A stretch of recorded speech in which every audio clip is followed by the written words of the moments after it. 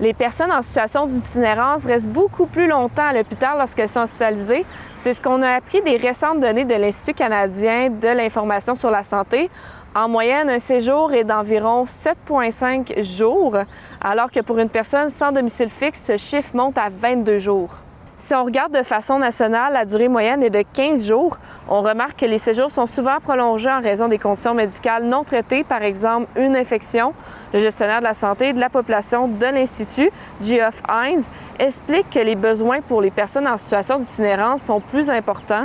De son côté, l'Armée du Salut à Saskatoon doit souvent refuser l'accès à des personnes vulnérables, même si le refuge n'est pas à sa pleine capacité en raison d'un manque de ressources. Selon le directeur général du refuge, il faudrait augmenter le nombre de logements supervisés dans la communauté pour bien répondre à la demande. La nation métisse de la Saskatchewan traverse une étape de plus vers son autonomie. C'est grâce à un document sacré qui est négocié avec le gouvernement du Canada. Ce document protégera le droit à l'autonomie gouvernementale des Métis de la Saskatchewan. En fait, il les reconnaîtra dans 3 domaines, soit leur citoyenneté, leurs élections, et ils seront responsables de leur gouvernance de base.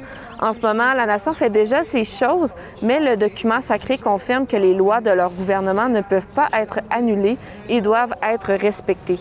La nation va présenter des lignes du document aux communautés dans les prochains mois, et les communautés devront voter sur ce nouveau traité à l'automne 2024 afin que le tout soit mis en œuvre au début de l'année 2025.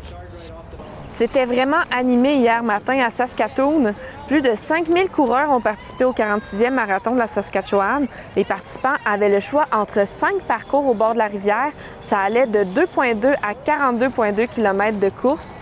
Plusieurs y allaient pour passer du temps en famille, alors que pour d'autres, c'était vraiment de pouvoir battre leur record personnel. Ceux qui battaient leur record pouvaient même sonner une cloche sur place. Ça rassemblait vraiment des coureurs de partout. À l'épreuve du marathon, c'est un Albertain chez les hommes qui a fini premier avec un temps de 2h28 et une femme de Vancouver qui a remporté sa catégorie avec 2h49.